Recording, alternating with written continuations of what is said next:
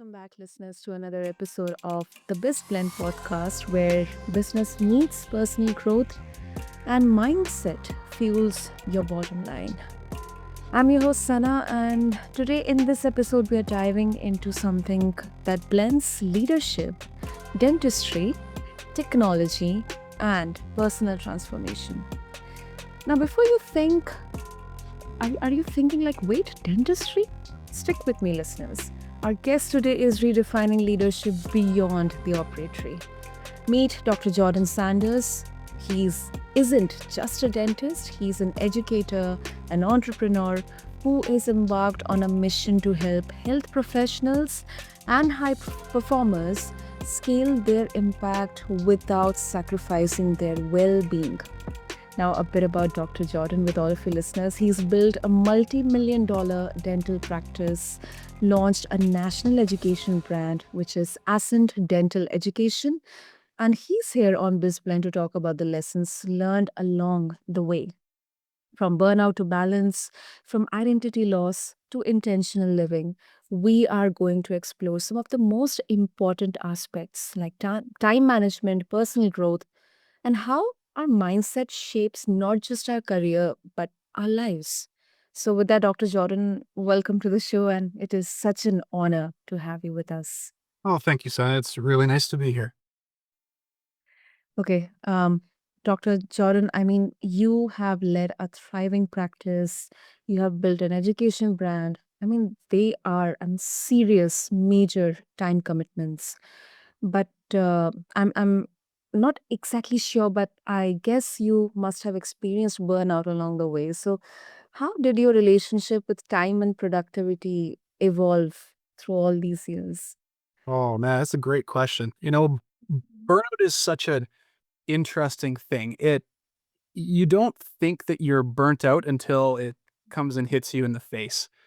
And you're right. Everything was incredibly complex and required an immense amount of time to get together. And I hit a wall. It was really interesting to see how my body just reacted to some of these complexities I was experiencing. I told myself, I am not burnt out. I can keep going. I can keep putting in these hours and this hard work, and I'm going to be fine. And then you start to get sick, or you're trying to get to sleep at night and you're staring at the ceiling. And it took getting to that place and having kind of a hard conversation with myself in the mirror to really realize that I was trying to do too much. And Mhm. I think it's a plight that a lot of high achievers and entrepreneurs specifically experience. Like they want to do it all. They build these businesses from the ground up, and Mhm. because they have such an emotional connection to the thing that they've built, they want to do everything themselves. Like they feel like they are invested. They're the only ones who can do things to the level that would be acceptable to them, and Mhm. therefore they struggle with delegation and they struggle with trusting. And it's really a personality flaw that I feel a lot of us face, is our inability to let go of things and to be so passive with how we give our time away. Because Mhm. I had to have hard conversations with myself about what time actually meant to me and what I needed to do in order to, basically reclaim my sanity. Mhm. No, that is so true. Especially the part where you mentioned about the not exactly obsession, but it's like you have that fear of kind of letting go of your baby. I mean, you're just handing over your baby to someone else, or maybe you think that uh, there won't be the other person won't be able to do in the way that you do it, or you look at it from that perspective. So that is so natural, so common, especially among entrepreneurs and creators. So I can absolutely relate with that. But Dr. Jordan, let's talk about identity, beyond the achievements. So in your journey, you have mentioned kind of, asking this question that who am I outside the operatory? And I guess we some or the other moments in our lives, we keep on asking ourselves, what am I exactly outside of this role or title or this company I'm working in or this job or I'm doing in? Who exactly am I without all this? What if everything is stripped away from me and then who exactly am I? So it was this turning point, Dr. Jordan. So how do you help others, especially in high pressure fields, to start to unpack that? Yeah, I mean, identity is such a it is the root of so much mental health crises, especially in professionals. We spend our entire, early adult lives in school learning to be these professions that and we set ourselves at a very high standard for that. It's a ton of pressure and we build it becomes a part of us. It has to. It's the world that we live in. And then you're thrust out into the real world and you're surrounded by all of these complex human emotions, people that especially in dentistry, people that aren't super thrilled to be sitting with you in the dental chair, they don't appreciate what you do, and Mhm. you're never getting the same accolades that you might have gotten in school. So if you base your entire identity and by definition, your structure of your self-worth around this idea of being this professional who's gonna be getting all this praise, it does not take long for that entire kind of image to start falling apart. And I think it really comes from this lack of clarity as to what it is that makes you who you are. You don't need these things, you don't need this recognition, but we're so addicted to it in a way because it feels so good. Um, and really I hate to say that you have to get to these dark places before you're able to actually see what it is that's holding you back. But it's really that, you come to these points of reckoning where you are forced to reevaluate what it is that is important to you. And that's really what happened to me. It's what I try to help my colleagues do now because it was so taboo of us to talk about mental health struggles like this within our profession. It was kind of viewed as being, either weak or not having not having it together. And we now that we're kind of a little bit more open to it, it's Mhm. really interesting to see how common it is because we build this entire persona of the professional or the dentist or the doctor or whoever. And once that starts to crack, you start to see what's underneath, and a lot of people don't really like it. They don't like that reflection that's kinda staring back at them at that point.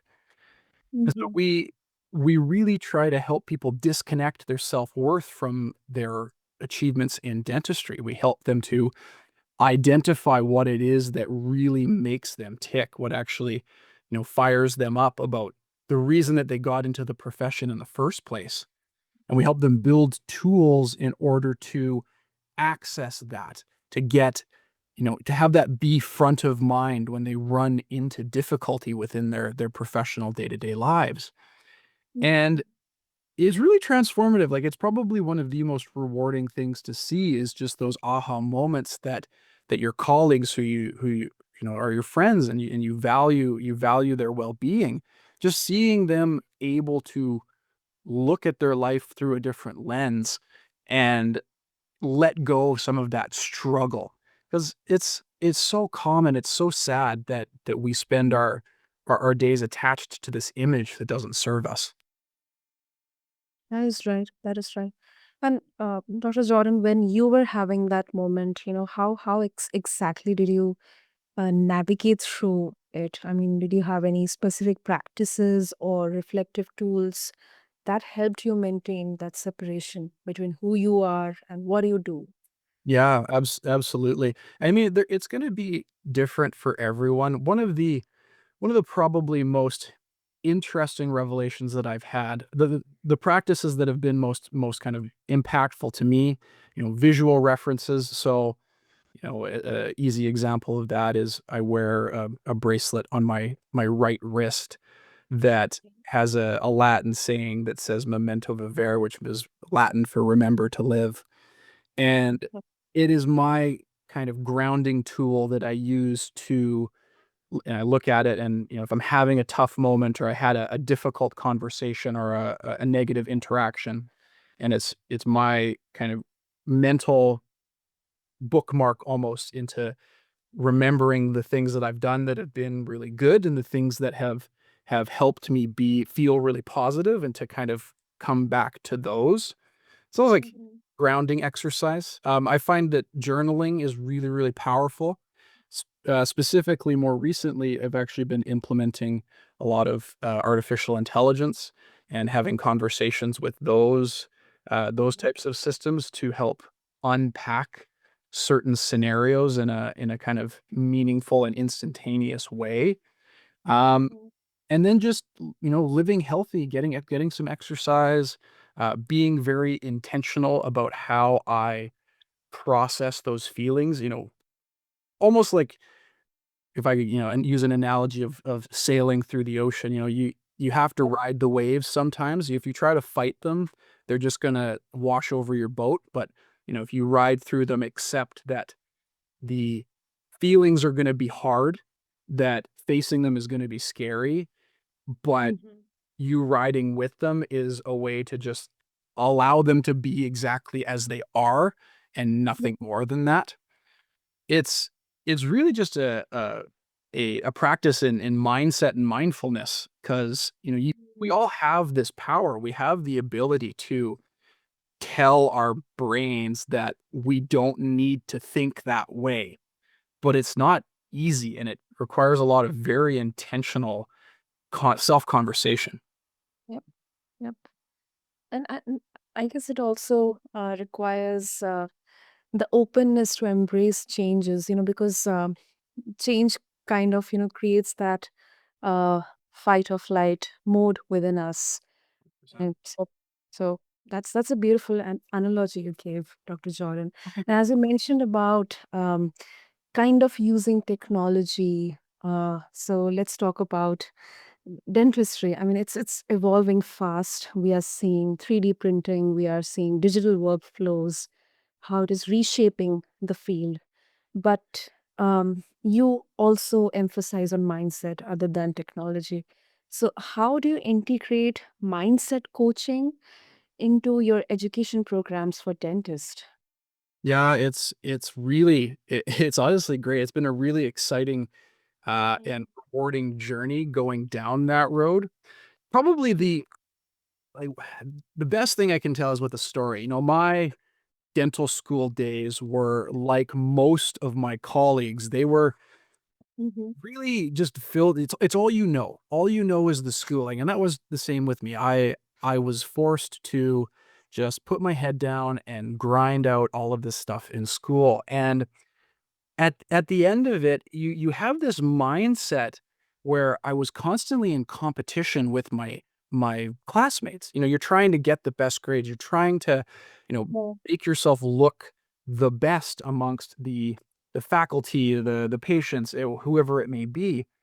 And so you walk out the doors after graduation with this really powerful fight or flight mechanism beat into you. It's almost this pervasive mindset of competition, and it's really hard to unravel. And so I went through that journey myself. Like I was out from school, trying to do better dentistry than everybody else and getting really self-conscious when I would see work that was done better than mine, or when I was unable to maybe achieve the perfection that I thought that I was capable of.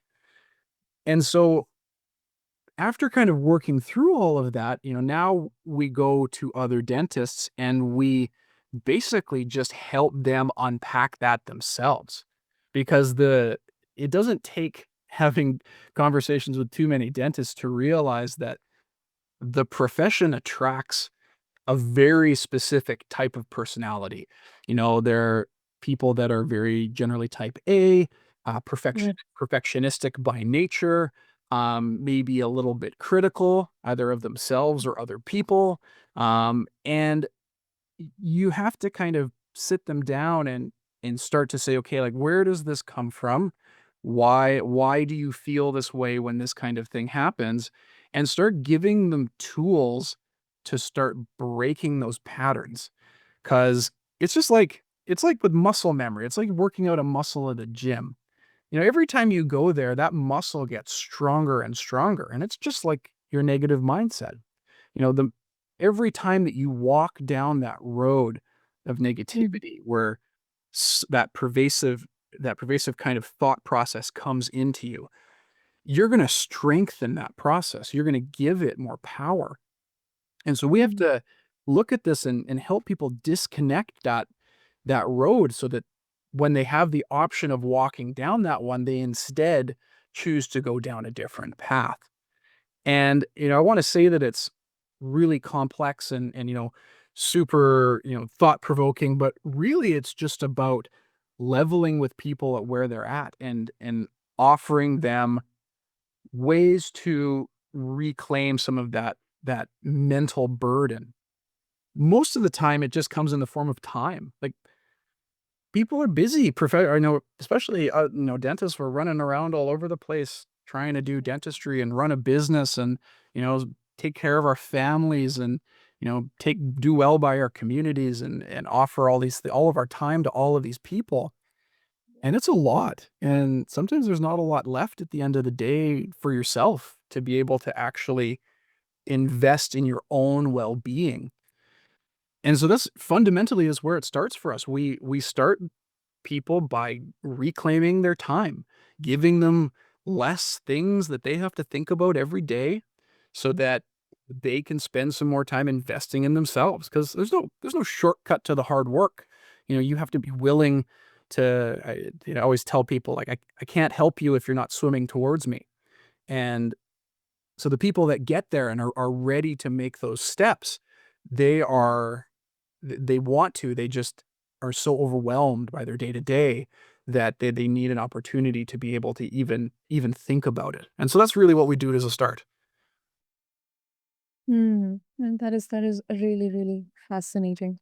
I think I mean, that exactly, that's why sometimes, I wonder that although we focus too much on skill upgrades, professionally or career wise bettering ourselves, but we kind of forget the mindset behind using those skills effectively.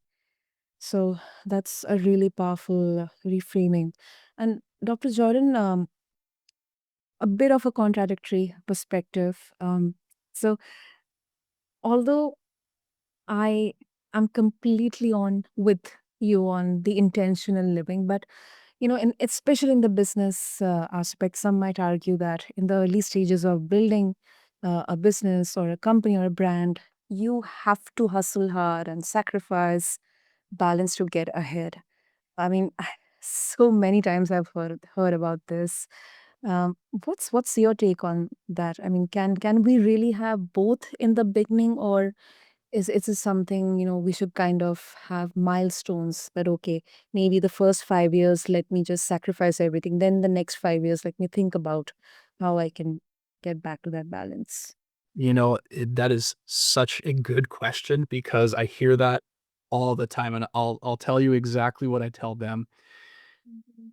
There is this kind of, I think, falsehood that we tell ourselves that balance exists as like a set of scales. We have weight on one side and weight on the other.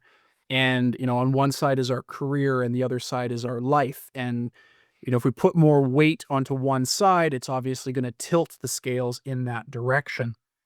But I tell the people that I coach to throw the scales away. I want you to think about it differently. Balance for me isn't about a set of scales. Balance for me is about intention and presence.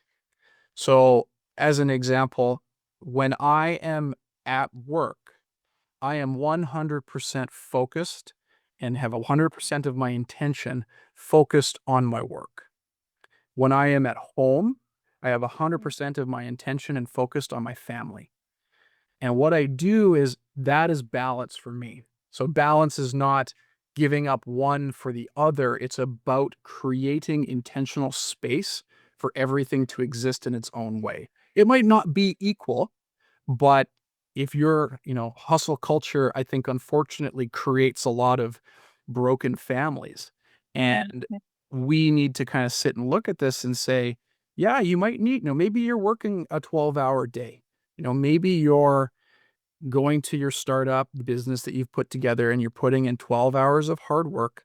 And at the end of the day, you're really tired and you're going to go home for dinner or for bedtime with your kids. And you have nothing left. Mm. What's required in that moment is to realize that you still need to be 100% there for the people that need you. That's balance.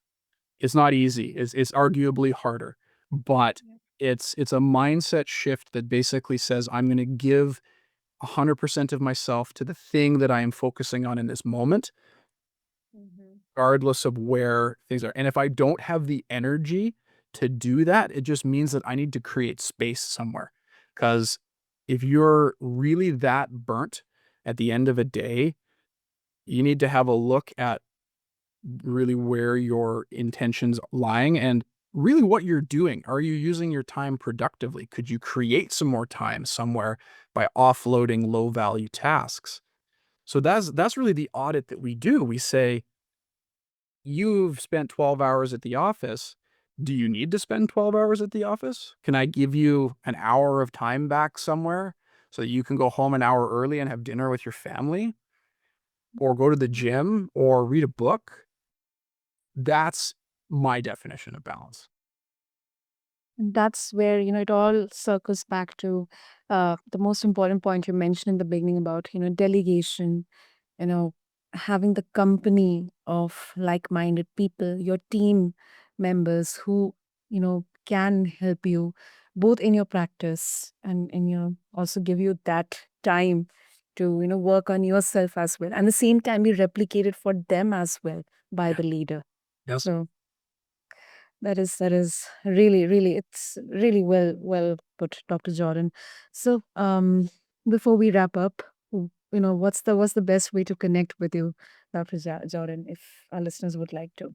Yeah, best way to connect with me is on Instagram. It's at Ascend Dental Education.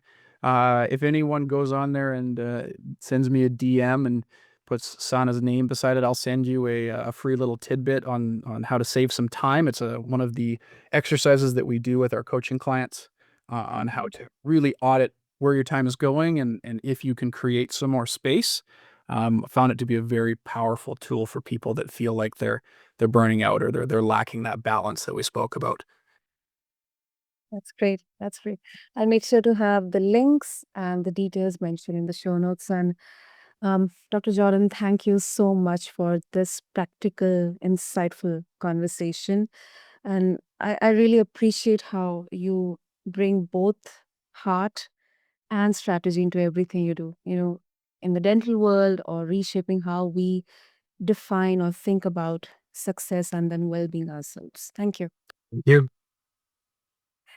And to all of our listeners, just refer to the show notes if you wish to connect with Dr. Jordan.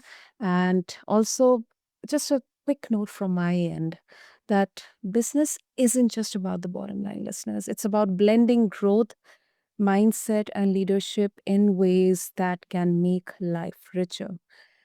I'm your host, Sana, and this has been another brilliant episode on the BizBlend podcast. Until next time, take care.